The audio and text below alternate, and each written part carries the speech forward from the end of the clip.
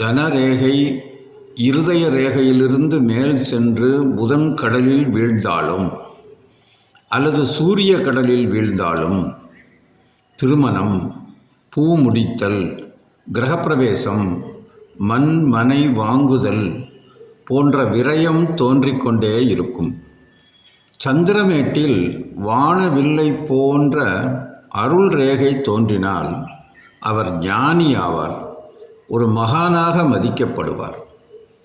சூரியன், சனி, குரு மேடுகள் விம்மி புடைத்து பிரகாசமாக இருக்க அதில் சிவந்த செங்குத்தான ஒளி ரேகைகள் தோன்றியிருந்தால் ஒரு பெரும் தொழில் ஏற்படும். மேலும் வெளிநாட்டிலும் புகழும் கீர்த்தியும் ஏற்படும். நாட்டிற்காக சேவை செய்வதில் முன்னிற்பார்.